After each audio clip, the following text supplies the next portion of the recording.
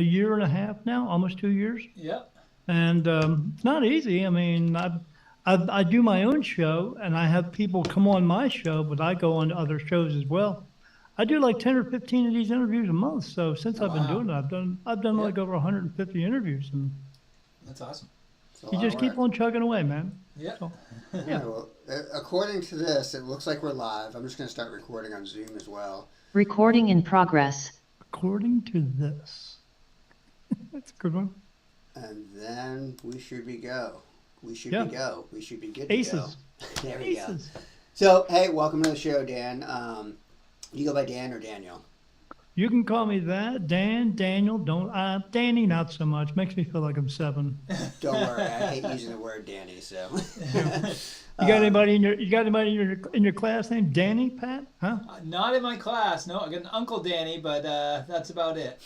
Yeah. Uncle Danny, huh? Yeah, I don't know. Uncle Danny. Sounds a little freaky. Danny Tanner is the only Danny. Yeah, I don't want to be know. called Uncle Danny, that's for sure. But We will avoid Danny for you. okay.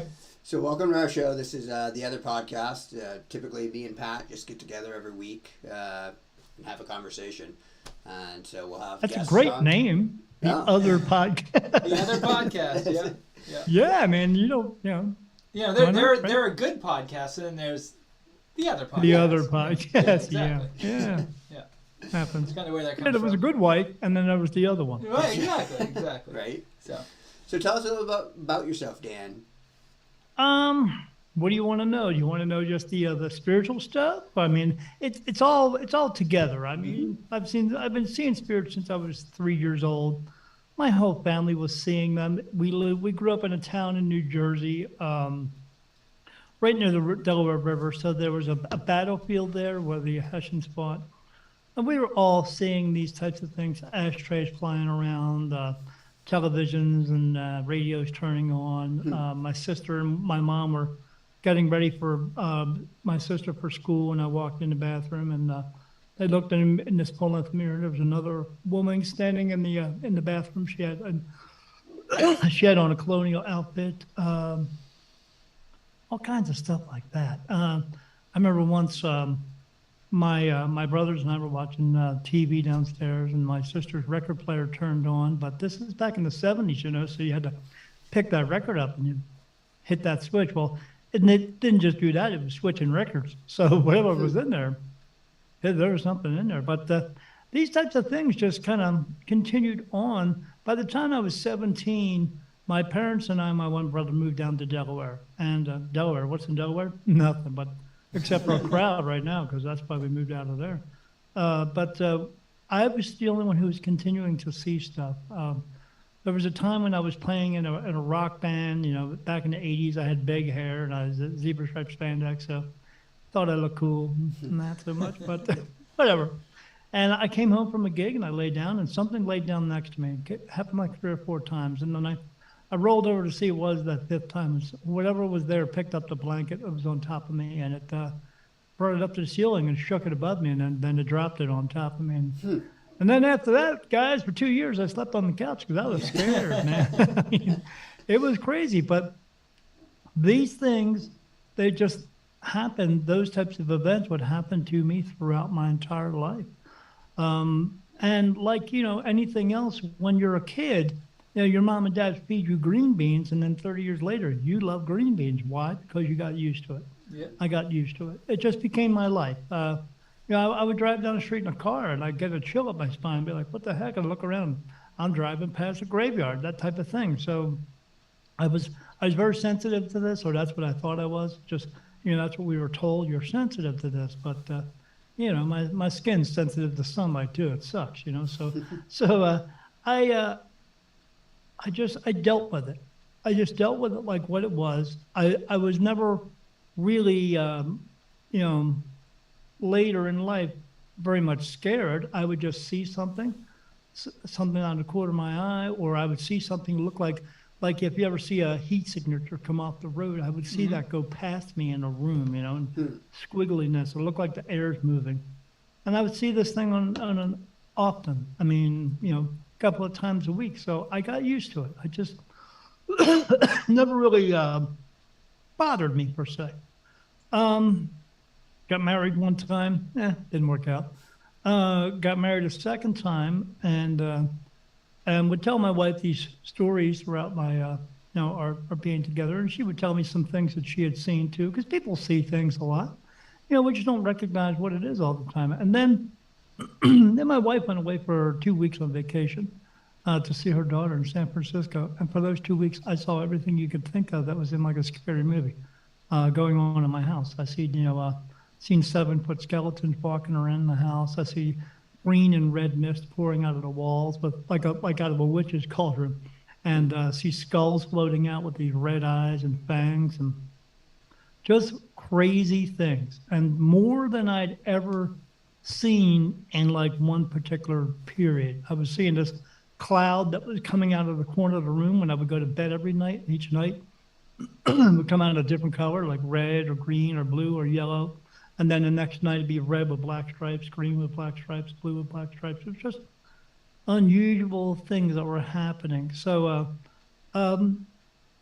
it got to be so much that when my wife came home, she told me about her adventures in San Francisco, and then I told her about mine.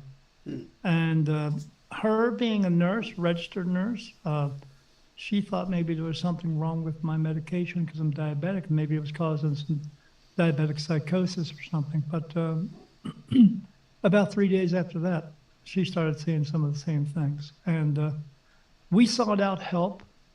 I tried to get a priest to come to my house to do an exorcism, and he didn't want to do that, but you don't need to do that anyway. That's fake stuff anyway. That's TV and movies, man. That stuff is just not. I was wondering if that's even. I didn't realize that was even a thing. No, I mean that whole spin your head around and turn green and spit out pea soup stuff. Do you know what they're doing? Spitting out pea soup. That's all they're doing. Your body can only hold one soul. No one can possess your body. And if you're doing things, what's going on? If you're doing some pretty bad things, what's going on is because a negative energy is, influencing you to do that.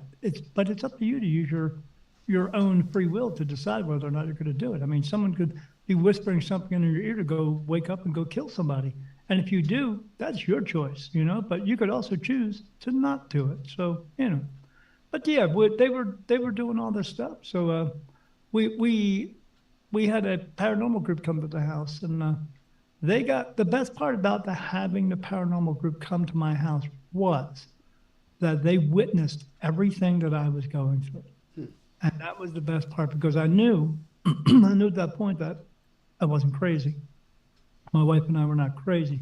So, but when they showed up with their little van in front of my house and their little insignia on the van, I just thought, man, I don't want to be this kind of famous, because everyone in my neighborhood's going to think, that there's a haunted house thing going on next to our house. Unfortunately for them, there was. So, like in the commercial they have on TV where a kid's playing with the telephone that's turning the lights on and off and stuff like that, and somebody sees it outside and they think there's a ghost going on. Well, in my house, there's a ghost going on, but not just one, a ton of them. So they set up all kind of equipment. They use a spirit box. The spirit box, they turn it on. I'm in my bed pretending I'm sleeping because it's at nighttime so they could get something. They turn it on. It starts spitting out words: Wendy, Paul, Michael, Helen, unique, special energy, light. And then they start asking questions. And then when they ask the questions for 10 minutes straight, every time they asked a question, it answered. What's a spirit box? A spirit box is a little mechanism that has a speaker in it, and it allows energy to come into it. And when you turn it on, the energy that it's making inside with the batteries and stuff like that, these energies can come into that and can speak their, because people can hear spirits sometimes and they hear a voice or something like that, but this thing will pick up on it right away. But what was going on this time is they would ask a question, and every time they ask it, the spirit would answer. And they asked the questions for 10 minutes. And so one of the questions they actually asked was, are you here to harm Daniel? And then this thing has a computer voice, but it's someone speaking. And it said, we are not here to harm Daniel. Daniel, we love Daniel. Daniel, we love his light. Daniel is the light. And I was like, what's it mean by Daniel the light?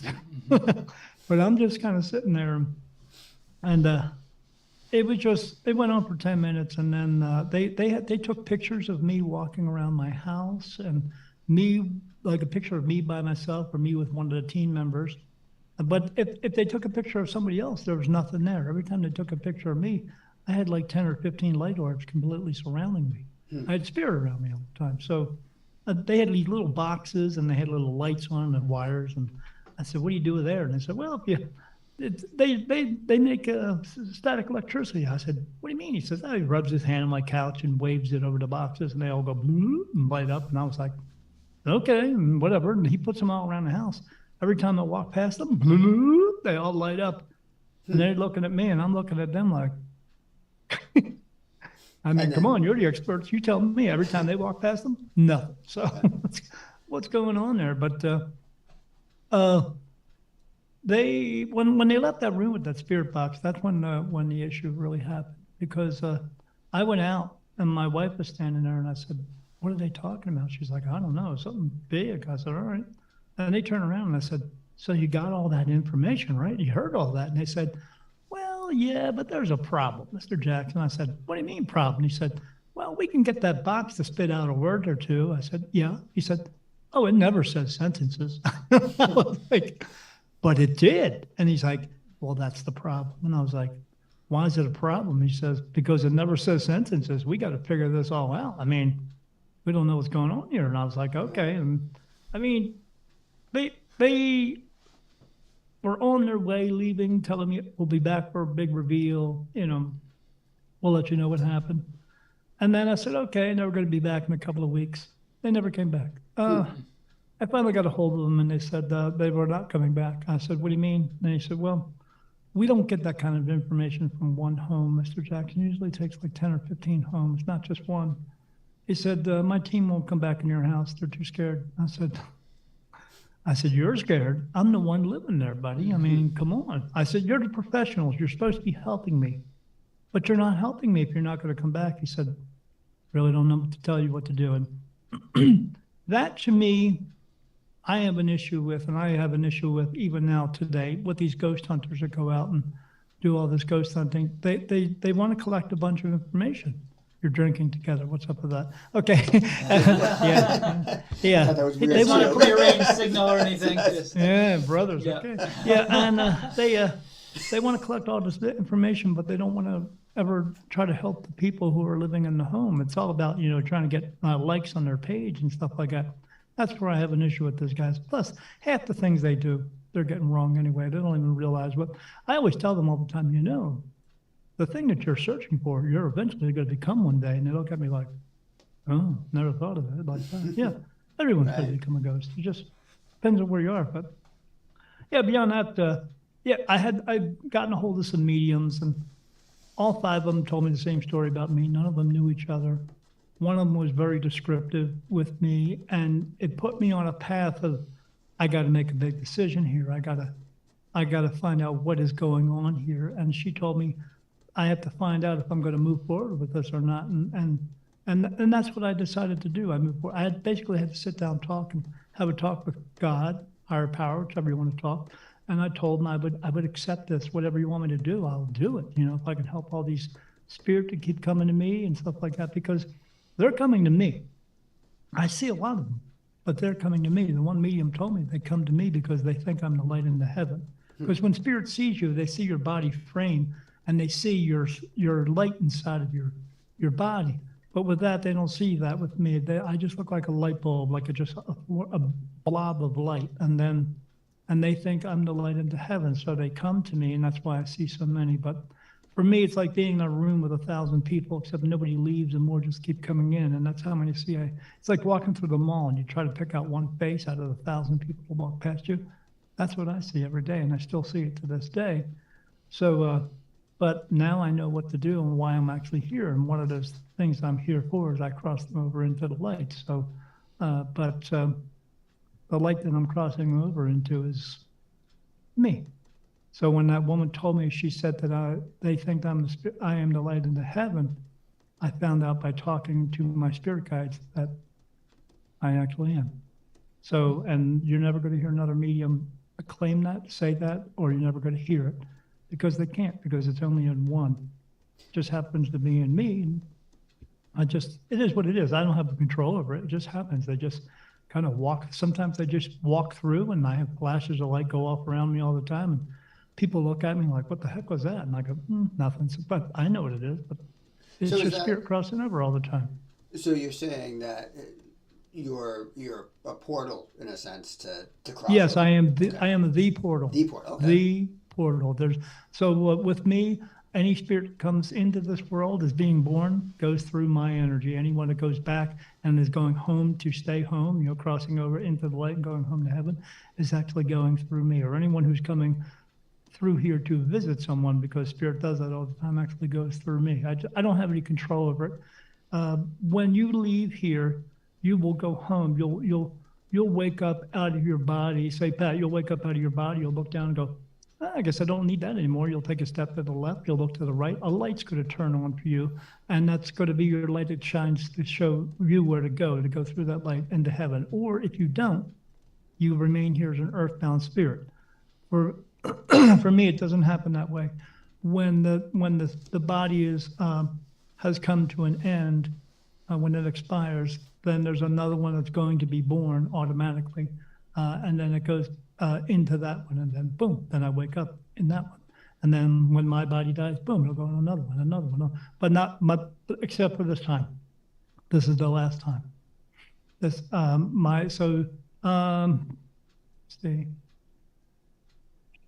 see, like Pat, you've been here 28 times, so meaning you're on life number 28. So you've had 27 other lifetimes.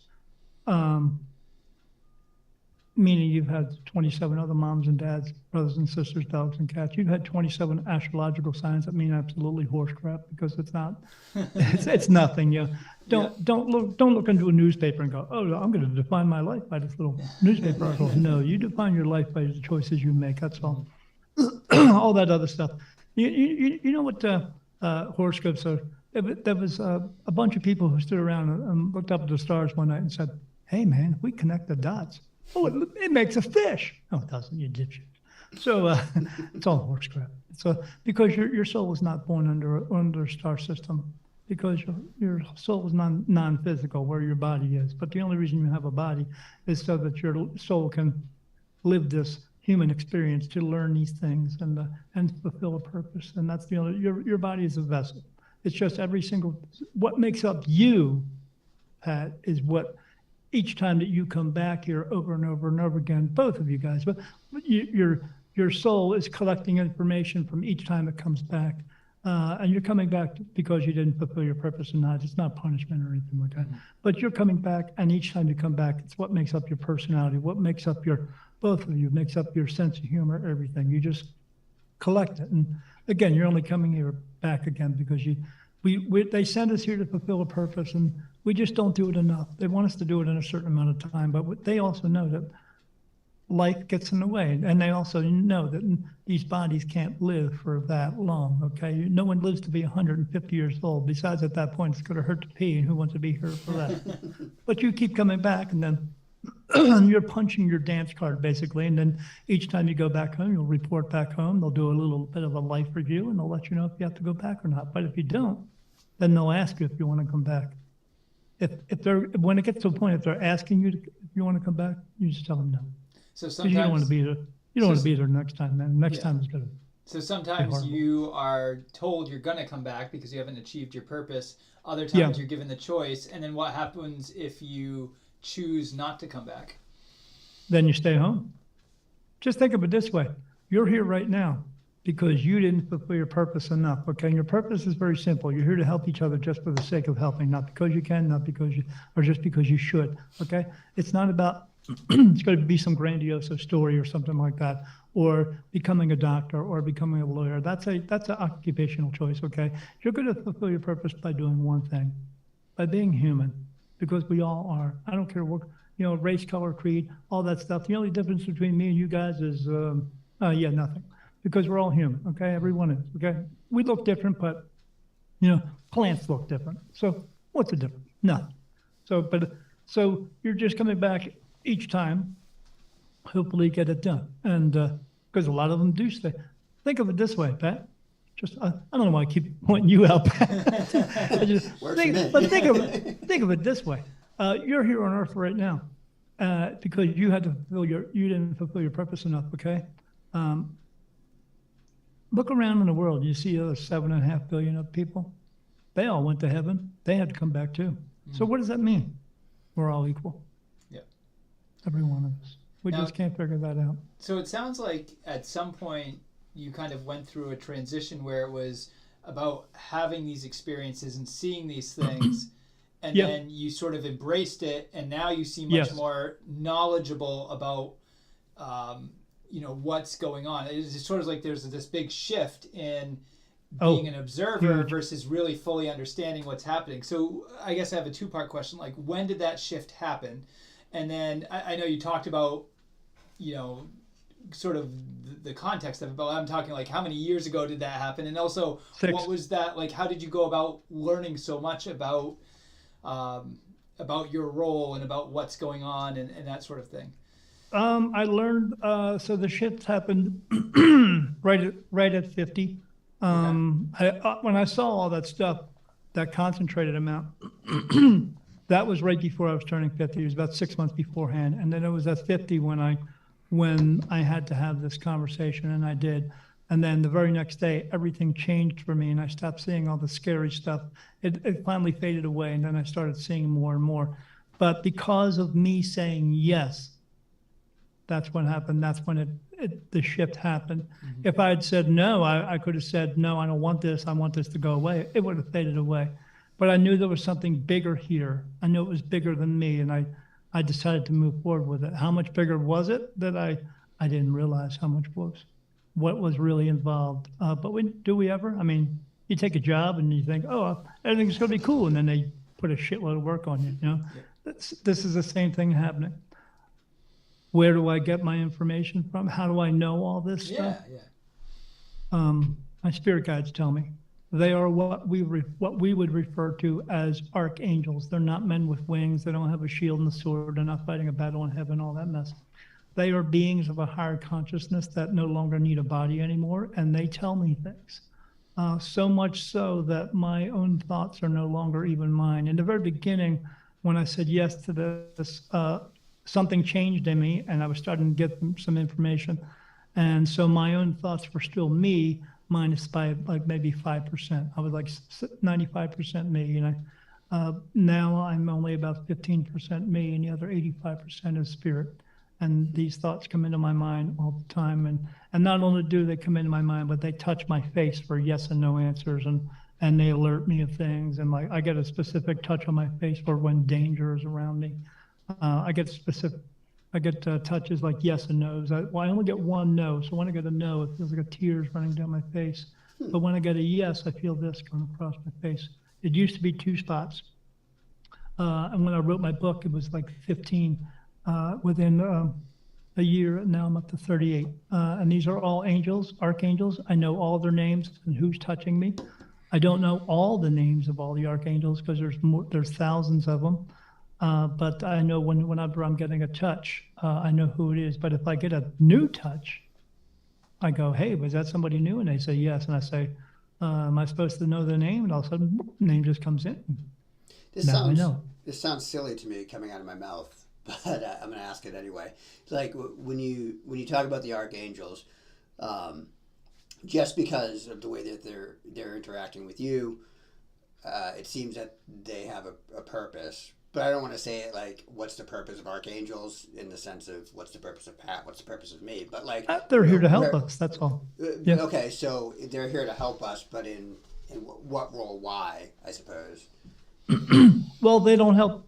They try to help a lot of people, but you know what the problem is with that? They don't listen. Mm-hmm. People don't listen. We get messages all the time. When you wake up in the morning, both of you wake up in the morning and you decide, okay, I'm going to go to work, or I'm going to go to the mall, or I'm going to go do this. That's only part of you that's making that decision. The other part of that decision is not always archangels, because the only reason people say all the time, okay, I'll clear something up. People say all the time, oh, my grandmother's an angel. Okay, she's watching over me, or I have a guardian angel. No, and your grandmother's not an angel. Okay. In order to become an angel, it's a very long, drawn-out process. It takes thousands of years, and it's a complete and total change for a spirit. What they can become is what we would call spiritual guides, spirit guides. And these are people who have crossed over, who have fulfilled their purpose, and they want to come back and help. Okay, but archangels, that's a whole totally different thing. That's something that is going to be with someone for a much larger helping type thing. Many, you're helping many people, thousands of people at a time. When I cross spirit over into the light, I'm not just crossing one or two, I'm crossing thousands at a time, and I'm actually able to see the ones, and I talk to them, and they talk to me, and I cross them over. And so I'm doing that. Okay, so the only reason you would actually have an archangel with you is because you're performing a specific task that God wants you to do, and you are aware of it. They are here to help us in many ways, but the spirit guides are here to help us as well. But the problem with people is, they don't listen. So and they don't follow through but that's not really their fault either. And I'm not putting blame on anyone. The reason they don't listen is because the world taught you to not have any trust or have any faith within yourself. And then we talk ourselves out of things all the time. But the lesson to learn is to not talk yourself out of things, to think for yourself. Don't let the world tell you that you can't do anything. Don't let the world tell you that you have to be this big around, or short. Or you have to be a certain weight or certain height and all that stuff. And you can only eat bacon today, but no, tomorrow you can eat bacon, and tomorrow you can't eat bacon, and don't eat eggs and all that stuff. Don't listen to the narrative, because that's all ego based. That's all money based. And so but that's a lesson for you to learn here. Are you going to listen to them, or are you going to get the messages that you're getting and follow through? And that's what they're trying to help us to do. So they are around us, but messages come from sometimes archangels, but a lot of general people have spirit guides. And here's how they do and don't listen. So here's a good way to know that you're getting a message. You're driving down the street, you see a car in front of you, and you say, I'm going to pass that car. And you get that gut feeling that says, don't pass the car. Well, you know what you do? Don't pass the car. Because you're going to get into something or try to get into something. You're trying to get into life quicker than you're supposed to be there, But they're trying to keep you from doing that, because next thing you know, boom, you get into a car accident. And here's how you know when someone didn't listen, because you're in a hospital later talking to them, and they say, hey, I just saw that car. And then they say this, 3 words, I just knew. When they say that, they got a message, and they decided to talk themselves into something else or out of something else. And then, boom, they get in a car accident, and you're talking to them in the hospital, and they're going, I don't know what happened. Yeah, I know what happened. You didn't listen. So and people do it all the time, but they blow it off because we're taught that that they're not real, that angels are not real, that spirit is not real, that you shouldn't be listening to that. Just listen to us because we know better. No, they don't. Yeah, it sounds like it's that whole the whole idea of instinct in general, that like you say, that gut feeling that yeah, it is. They call it intuition, but it's actually what's going on is your soul is talking to you. But they tell you not to listen to that. And that they, I mean, is the world, because what happens is you wake up, you don't have all this, pain, anger, sorrow, grief, guilt, and anguish when you walk into this world. You wake up in a baby body. You're waking up and going, well, and you got 2 people going above you going, I'm your mom and dad. You're going, I don't know who the heck you are, but okay. And then, they raise you. And then when they start raising you, they tell you all the basic, what they know is all the lies and deceptions of the world. And it's the world throwing a bucket of bleach over top of you, taking all that truth that you just brought from heaven, because you had to come back here again. And then they wash it all away. And the unfortunate part is we listen. We do. We have people telling us, oh, I just saw grandma. What do you mean you saw grandma? You never met grandma. That must be an imaginary friend. Boom, cut you right off. Cut you right off. You could, I tell people when they see that, when your little kid is talking to grandma and grandma's gone, talk to your kid and ask your kid to ask grandmom some questions. Why wouldn't you? Spirit knows things. They see things ahead of time. They can help us because that's what they're here to do anyway. But people don't listen to that. So, what can I do? But I continue to try to help them. But they just, free will, man. Yeah. Free So will. when you were talking about earlier, like your first experiences with seeing things, and even past that, well, yeah, I guess your first experience with the kind of what I would describe as the poltergeist stuff you see in poltergeist with things flying around the room and stuff. Yeah, I've had one of those. I had one of those types of events. My wife had it actually. Yeah, what's the difference, or is there a difference between that kind of spirit and just a spirit that's Sure. trying to pass Sure, through? you got just like we have here, Andre. We have positive energies and we have negative energies. Just like we have here, we have good people and crappy people. I mean, you have people who want to gossip and they want to treat you horribly. And why do they do this? This is their choice. This is their choice to do this because they feel it gives them a sense of power. But these negative energies have that power, Okay. and they can do things to you. But usually, what happens with that is the negative energies are attracted to negative energy. Okay.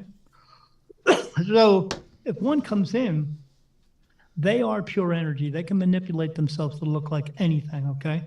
We get taught these things. We watch movies, Freddy, and Jason and all that stuff. We think they're demons and devils, blah, blah, blah.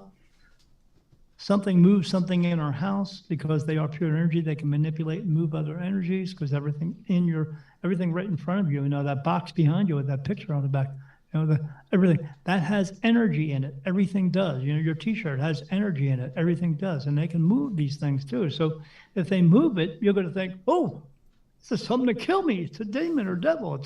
It's a clown coming out of a storm drain." No, it's not. Okay, really stupid. So, but anyway, you're going to think of that. That's what you're going to think of, and then you think of that in your mind. The way that they communicate with each other is telepathy. They don't have a voice box anymore, so you can do it too. We just don't realize we can do it because the world taught us not to anymore. Because when you come from there, when you go back home, that's how you talk to each other. Everybody does. You could do it here, but we just don't remember to do it, or it's flushed away from us. But they do these things, and then you think of demon and devil. Then they manipulate themselves to look like a demon and devil. They come through.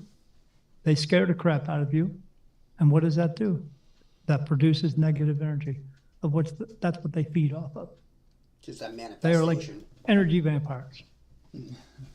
So we're causing it ourselves. So most negative energies are around negative people. There's only one way to make that go away, by being positive and constantly being positive. And if you feel something heavy around you, that's negative energy. You want to make it go away? Start thinking about kitty cats and puppy dogs or ice cream. That'll make it go away. Think good thoughts because they don't want to be around. It's like two magnets. They can't hold the same space. So they don't want to be around that positive energy. They want to be around negative energy. So, and if you're a negative person, if you're always walking around going, I hate the world and I hate people and blah, blah, blah, it's all about me and I'm taking 1,000 selfies and putting that on Facebook every day. If you're doing that anyway, you have a self-esteem problem. Go get that fixed. But anyway, yeah, it's the truth, right? But you stop thinking about these horrible things. Stop thinking you have to be horrible to other people or you got to gossip. Everyone is good enough to do absolutely anything they want to do in this world, but all they have to do is have trust and have faith within themselves to do that. Don't listen to the world telling you that you're not good enough because they don't know you. So as long as you're putting that positive energy out, these negative ones, they don't want to be around that. And the sage, I love the sage where people go, oh, let me burn some sage and make some negative energies go away. Okay, well, here's a quick thought for you. Good guy, yeah. Those energies, they don't have a body anymore. They don't have lungs and they can't breathe and they can't smell. So the only thing you're doing at that point is when you're burning that sage is you're setting off your fire alarms. Good one there. But, people want to make money in this world, but, they do it in fake ways and stuff like that. You can't put a cross up. Cross isn't going to do any good. I mean, do you think Jesus Christ, do you think he wanted to be put on that cross? Do you think he volunteered to have his hands and his feet nailed? No. What is that cross? It's a form of punishment. That's what it is. Why would you put a form of punishment up against the negative energy? It's not going to work. It just isn't. So, but religion, religion, yeah, those are the people who want to tell you how to live your life the way they want you to live it and give them 10%. I didn't know about 10% back then because those were kings and queens, and that's who wrote all those books and all that garbage. Yeah, because it's garbage, So God, yes. Jesus, yes. The Bible, no. So that connects to one of the questions I had was you had mentioned that you had some paranormal people come into your house back when you were seeing some of those visions. So that one of the things I was wondering about is you've probably at this point had a lot of contact with people that study the paranormal or mediums or that sort of thing. Yes. Do you find that the majority of those people are what I guess we'd call legitimate? Do you find that they are not honest everybody. or fake, or I'm just curious what your opinion is on a lot of that stuff. Yeah, there's a lot of mediums out there that are fake AF, okay, and they just are horrible, and they don't like me because I know they're fake, and because again, when I'm getting touched, yes and no, like when I do readings for people, when someone asks me a question, first question I ask is this person telling me the truth? And if I get a no, that means they're not telling me the truth. They're telling me manipulated questions in order to get their own truth and not the real truth. So I know when someone's lying to me, more or less. It's not more or less, it is. They're lying. And people try to trick me all the time. But yeah, there's a lot of mediums out there who are false as AF. And I know that they are. And when they do, I out them. How would people try to trick you, like in their question asking? Like I had a lady come on. I do a live show, and then a lady come on one time. I let people come in and ask questions for free because why not? Because yeah. So this one lady come in. She said, "I want to ask a question about my brother who passed away, and I want to know how he's doing." And I said, "Hold on a second." I asked real quick, and I said, "I can't answer that question for you." And she said, "Oh, this is the person. Oh, I thought you were the big bad medium. Blah, blah, blah, blah, blah. Yeah, they're trying to prove something." I said, "I am the big bad medium." I said, "I'm the good medium, actually. And the reason I can't answer your question is because your brother's not dead. But you're telling me your brother's dead so you can get everybody, because you don't believe in me, because you're trying to trick me or something like that to make me look like a fool when I'm actually not, because I'm letting you know right now your brother's not dead, but you're just trying to trick me." And she says, blah, blah, blah. And then I said, "But that's true, isn't it?" And she said, "Yes." I said, "Good, get out of my room." So I guess that connects. I did a reading for this couple one time, these two women, and this is the type of thing that I do. The one girl, I did a reading for her, and then the other woman, they were a couple, whatever. You're allowed to love whoever you want to. You can do that in heaven. Why don't we do it here? Because people judge, not God. So the one girl starts asking me questions, and I asked the question, and I got a no, and I kept getting a no. And I said, "Oh, she asked manipulated questions." And they said, "Yeah." And I said, "Okay."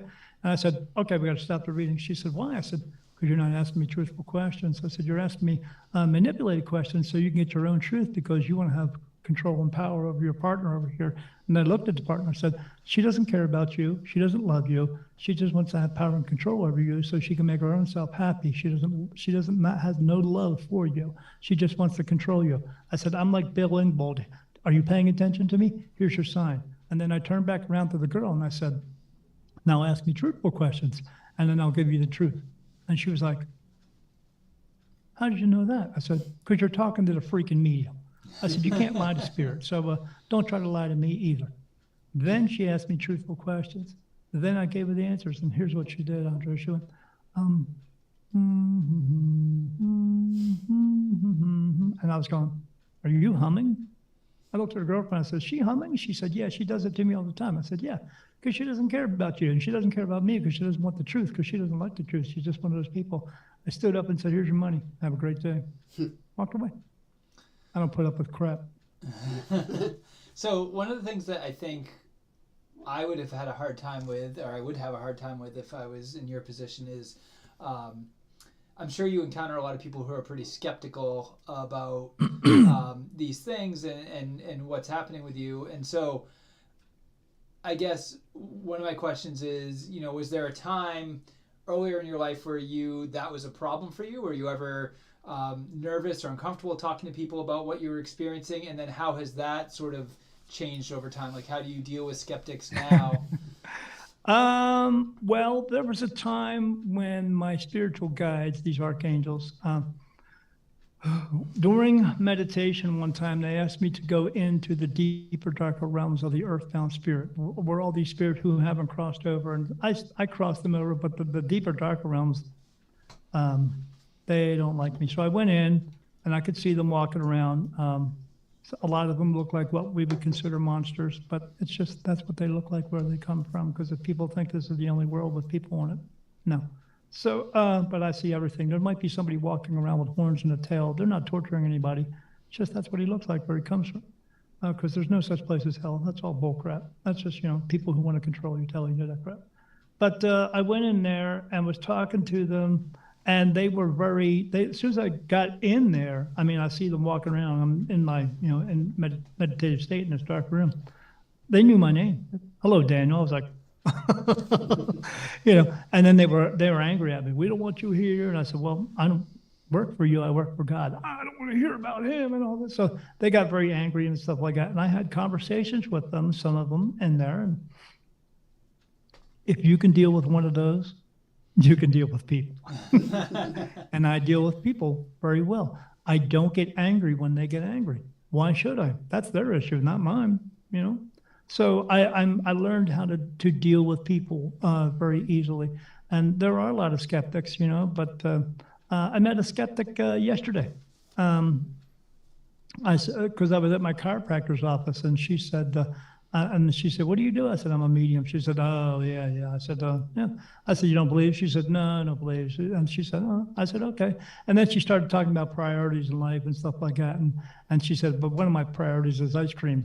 And I said, oh, you mean like chocolate chip mint? And she said, that's my favorite. How did you know that? I said, how do you think I knew that? I just got told that. And she's like, oh. And then she just kind of like quietly walked away. And there was another girl there, like 2 months before that, still kind of religious, and she said, do you see anybody around me? Like, that's kind of like, do you see anybody around me? And I said, yeah, I actually see this woman around you. Her name is Sally. And she tells me you're her grandmother. She's your grandmother. And she's like, I don't have a grandmother named Sally. I said, all right, well, she changed her tune. Because when I came back in 3 weeks later, she said, Mr. Jackson, I got to tell you something. I said, what? She said, I talked to my dad yesterday. I found out I have a grandmother. Her name is Sally. She's my great-grandmother.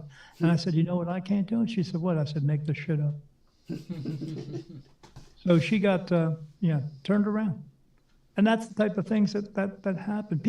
The thing is, people want a wow thing, but I don't always do the wow things. When I do a reading for people, I always tell them, you may not get the reading that you want, but you will get the reading that you need. I try not to bother with I don't bother with the past life regressions and all that stuff, because here's the thing. If your past life was so important, you would have fulfilled your purpose. You wouldn't be here now. So why worry about it? People want a story. They want to think, oh, well, maybe I was related to royalty and stuff like that. Pat, you've been here 27 times. You're number 28. You're related to everybody. You're from all over the world, Yeah. So maybe this time, the United States, maybe before Ireland, Ginger, whatever. But but you're from all over the world. But what's important is what you do now. What's important is how you treat people now and how you figure things out now, not what you did 100 years ago. That's why I always tell people, don't mess with 23andMe and Ancestry.com, because the person you're going to look up from 100 years ago that looks similar to you was you. It was just a different version of you. Now you're this version, but we don't always look the same every time, because sometimes you're here to learn lessons and fulfill a purpose. But everything you do in your life is a lesson. If I pick this thing up and I put it down, that's a lesson. If I pick it up and drop it, what's the lesson to learn? Hold it a little bit tighter, so maybe next time I won't drop it. That's all. But you may come through sometimes in another body. Because sometimes we're here to be women and sometimes we're here to be men. Why? The one thing you always are is a soul. You don't have a soul, you are a soul. And the soul is here to learn lessons and fulfill purpose in a physical world. And then in order to do that, you got to be in a physical body. There's no reason for you to keep coming back over and over and over again in the same body, because you're just learning those types of lessons. Women do things differently. We know how that goes. They change their mind all the time. So, but because it's their priority, their prerogative, whatever. So, you're here to learn things So you're going to be learning things differently all the time. And, I tell people, here, so this is the definition of being a gay person. Woman comes here 6, 7, 8 times as a man. Next time she comes in, she's a woman. Of course, she's going to have feelings for women. Why? Because it's allowed, man. Just, it's allowed in heaven. Everyone's allowed to love anyone you want to. We're supposed to be able to do that here. We just don't because we judge each other. Let it go. Not important. So in heaven, I guess, so that's where the soul would go afterwards. Just a place. We call it heaven, but it's just a place. Sure, it's just another realm. Mm-hmm. That's all. So, in that, is that the final existence place, or is there more after that you would know? You can visit other places. So, in order to be able to visit other places and do all the other stuff that you can do, you have to go into the light in order to do that. Mm-hmm. When you remain here, earthbound, there's nothing to do. I see them walking around, they're interacting with each other. I do see when they're interacting, I don't mean they're just talking, they're sitting there making out, doing all kinds of stuff. They're going downtown, they're doing it all, man. But you can do that in heaven as well, too, okay? There's another existence. Like I said, we could become a spirit guide at that moment. So, but the only way you can do that is if you fulfill your purpose and you're staying home. Then you're going to become a spirit guide, a spirit coming here to help someone. And then you would move on to angel. Okay, but the only way you're going to go to angel is you're letting go of all your things that you're allowed to do. One, you're being just regular spirit. Like I said, they are still interacting with each other, kissing, being with each other, that type of thing. They're still having sex. I'm sorry, but they just are. I'm not sorry because I can't wait to get there, but whatever. But they're still doing that. In order to become angel, you give that up. In order to become archangel, it's a bigger thing. You are the right hand of God at that point. So that takes a very long time. So there are other things to do, places to go, people to be with, visit other dimensions, other worlds, everything. But earthbound, no, they're stuck here. But they're okay. But they are when you're here, when you remain here, you're still holding on to your pain, anguish, sorrow, grief, guilt, anguish, and all that pain. And you actually spirit do feel physical pain. It's a quick moment, but they still feel it because now they're not breaking bones or anything like that, but they still feel the physical pain because they chose to hold on to everything else as well. When you cross over into the light, all that goes away. But the willingness to want to cross over, once you go through, washes all the pain, anguish, sorrow, grief, guilt, anguish, and all that stuff away. You go back to being a beautiful, bright, white, loving soul, and you love everybody, and it's all about love there. So there are differences, but going in or not going in is your choice. It's not about asking for forgiveness from God. You just have to want to go. But yeah, heaven is 100,000 times better than you can ever imagine. But you're not meant to know what it's like yet. I mean, you'll get there and you'll know what it's like, but you're going to come back. But if you die over the age of 30 years old, the next time you would have to come back would be 80 years later, okay? Or if you die at the age under 30 years old, you would come back 8 years later, just for the fact that so you're not recognized, okay? But that 80-year period when you would come back for them was like 8 days. Can you remember all your 8-day vacations? No, because why? Like that, same thing. And they bring you they teach you a little bit of truth, but hey, you need to learn this a little bit better. You need to learn that a little bit better next time around. Because the lessons you're going to learn the next time around are going to be harder.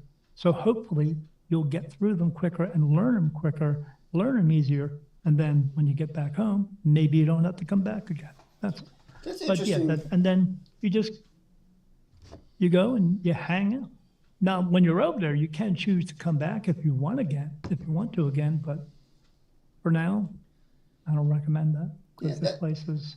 By the time both of you would have to come back. So that's interesting how you talk about the coming back in 80 years if you die over 30, and you're relearning your lessons and stuff. Because I think about history a lot and how it's pretty cyclical, and you see things happen and then things move on, and then the same things seem to happen again. I wonder if that has a lot to do with what you're talking about there, where people come back and just reliving.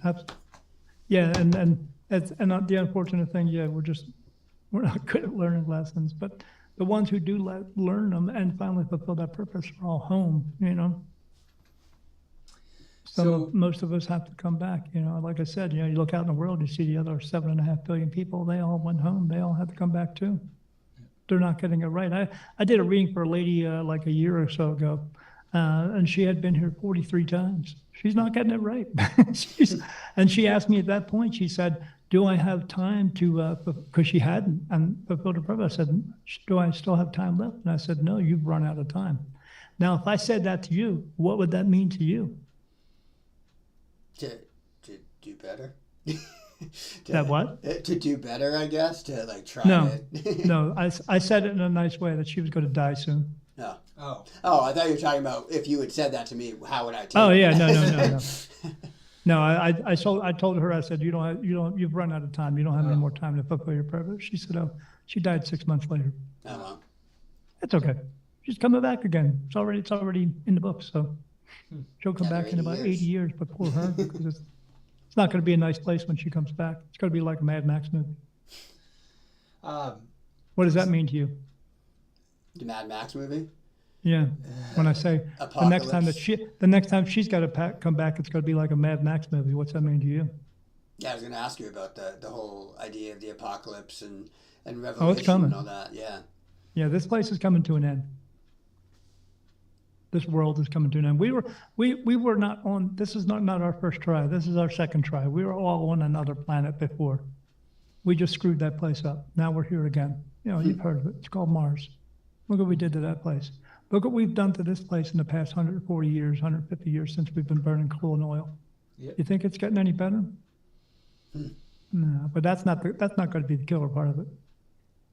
We're going to kill each other. Well, I was just going to say, so you've there's a kind of a major life shift where you sort of fully embraced this and decided, okay, I'm here for a purpose and I'm gonna embrace that. And then it sounds like your life has really, I don't want to say revolved around this, like this is the only thing you've got going on, but it sounds like it's a major part of your life. You talked about how you're doing readings for people. You mentioned writing a book. You talked about how you have your own podcast. So do you want to talk a little bit about some of those projects and some of the things that you've been doing? Yeah, sure. Yeah. This is my life now. This is all that I do. My life was completely different. I was in a not so great, nice motorcycle club at one time. I played drums in a rock band, and not that was horrible, but it was fun and stuff like that. Seen a lot of crazy stuff. And then, then I got into motorcycles and was in a couple riding clubs. And then I got into a not so great motorcycle club. And then when this started coming on, I knew I couldn't do that anymore. I got out. And my life completely changed. I'm not the same person anymore. I was pretty, I have a sense of humor. I have a dry sense of humor. I don't use all of it as much anymore. I used to be pretty argumentative before. But when you see as many spirits as I do every day, when you see and you're being touched by archangels all day long, you'll change. And I did. I don't judge people. Not one bit. They're just people. I worked in prison for 6 years. They're just people. They just make different decisions. So, but I completely changed that. There's a 360-degree change for me. My life is just this, based around this. This is what I do. I do readings for people. I don't charge a lot of money for that. I know people who do readings charge $450, $500 an hour. Oh, wow. I don't, and if you go over 10 minutes, they start charging you again. I don't, I do $120 for an in-home reading or $100 on Zoom. And if that reading lasts for 2 or 3 hours, I don't care, man. As long as I get the information to the people, as long as I'm helping them and I get them some peace and some clarity to their lives and what's going on and trying to help them to move forward, I don't mess with the whole, I'm going to help you find your soulmate crap. You want to go out and find your soulmate, get up off your butt and go find somebody, okay? But you got to be proactive in your life. But soulmate is not what you think it is. Soulmate is a soul that you worked very well with back at home, and then you both meet up here again, because a soulmate is a soul. Okay, it's not someone you're just going to fall in love with. It could be a dog or a cat, could be your best friend. Okay, so that's all that stuff is. Now they want to rebrand it and call the whole twin flame stuff. Oh, whatever. Same thing with UFOs, the rebranding everything. But I do this. This is all that I do. Within this, when I was meditating one time, and Spirit showed me this guy would look like me in this like brown T-shirt thing or something. He was writing on some scrolls, and one time, and I was like, wow. In meditation, I can actually talk like this, and they're actually communicating with me still, because being the light, different. So I see that, and then they show me a piece of paper with my writing on it. I was like, what, do you want me to write a book? And I got touched, yes. And then I said, what do you want me to write it about? You. So it took a few years, but I ended up writing the book. And, the book is all about me and everything that I went through, but it's all at chapter 12. They channeled some messages to me from what God wants us to know, to try to help us to become better people, to help other people to become better people. And while you're doing that, you're becoming a better person. And this is to help us to get our crap together in this world, because we're not doing a good job. But so I do that. I do a podcast called Beyond the Veil with Daniel Jackson, me. So I started out. I don't know why I say that, but I just do. And I have people come on who do like the metaphysical and supernatural and tarot cards and health and wellness and all that stuff. And then I do other podcasts as well. Like I said, I've done probably well over 150 interviews for other shows, because we got to reach out to each other. We got to, that's the basis, basically, of like my book. This is a story about me and how everything happened to me and for me, because it's for me so I can help other people. But within that message of that book of how this happened to me, what did I do? I didn't just sit there and do nothing. I wanted to get some help, because there's got to be somebody else out there like me who's going through this. So I reached out. I tried to find my people. And but I hope people get the bigger message of that, as well as if there's anything that you got going on in your life that you can't figure out, go out and find your people. Someone else is going through this same thing. I mean, come on, there's 7.5 billion of us. If we weren't meant to be together, we weren't meant to go through things together, there would only be just one of us, but there's gazillions of us. We're meant to be together. We're meant to be together because we're meant to work together to get this figured out, to figure out that we're all human. We can all do, the president said back in 2020, we're all in this together. We have always all been in this together, but we haven't figured that out yet, So that's the basis of basically the book. But those 25 messages at the end, these are things that are going to, if we implement them into our lives, they're going to help us. So, I do readings. I got the book out. I do podcasting. I'm doing this event next week in this town near where I live. I live in southern Arizona. I'm 12 miles north of the Mexican border. Been to Mexico 3 times.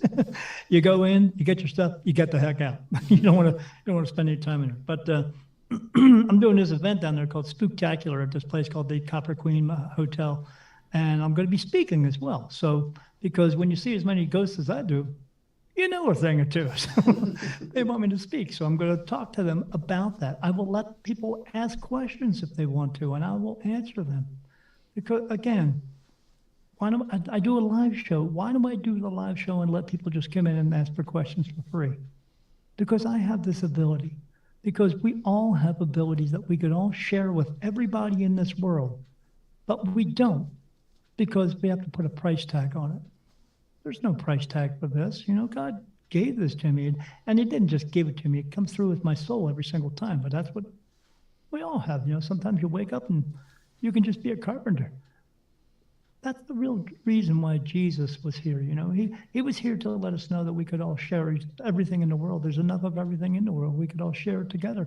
We could be free men and women. We wouldn't have to be under the control of power and greed and all that stuff. But the people who were in control, religion, they don't want you to know that part, that they didn't like him taking away their power and their money and their taxes and all, and that control they had over everybody. And then they tortured him and murdered him in front of everybody to let them know that we can do this to you too, if you do that same stuff. And that's why. So we're here to be together, and I'm trying to get that message out. That's what writing the book is about. That's what doing the podcast is about. That's what doing these types of interviews is about, is to get us together, get us to stop segregating ourselves from ourselves. Yeah.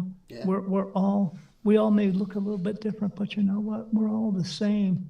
We all get up every day and put our pants on and get ready for work and go out and eat and break bread together. We all do that the same. Why can't we just get it together? Why do we have to? Oh, I hate you and you hate me, or how it goes with the politicians. I hate you because you're red. You hate me because I'm blue, and blah blah blah blah blah. I got news for everybody: left wing, right wing, same bird. People, wake up. They love each other. They hate us but they want us to continue to go out there and work, so we can get crumbs and they can get millions of dollars because we relinquished the power of them a long time ago. We need to take that power back.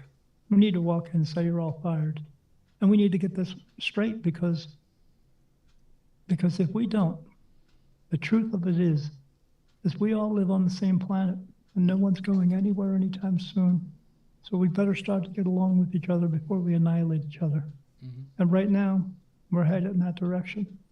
And it's real bad right now with what's going on with the whole, Russia and all that stuff. I mean, if you think you're just going to walk around and go on vacation in a couple months, you better think again. Yeah. I think one of the things that's really kind of interesting in talking to you for me is whether somebody's a skeptic or a believer, and the things that you're sharing, you do have a lot of, I think, positive messages and truths for people to listen to. And so that's kind of been one of my big takeaways from meeting with you today, is that a lot of the things that you're talking about are things that I certainly agree with and believe in. Whether I'm a believer or a skeptic doesn't matter. I think people can learn a lot from listening to you, and it sounds like that's kind of your mission, your most important thing to you. So I do really appreciate that. I'm glad you're sharing. That's what I'm doing.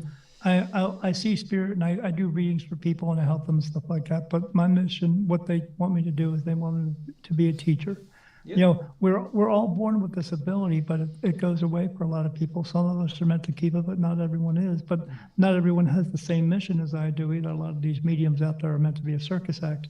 I'm not that. I'm here to be a teacher because, as I tell people, some people are just meant to be teachers. Most of them are just meant to be students. We're here to try to get this place working at a better order together, and stop killing this planet and stop trying to kill each other over, because you don't like the same TV show that I watch. So, that's what I'm here to do. And thanks for listening, Pat.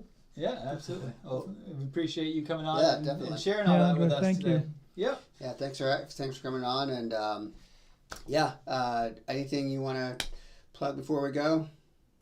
Yeah, I got a book.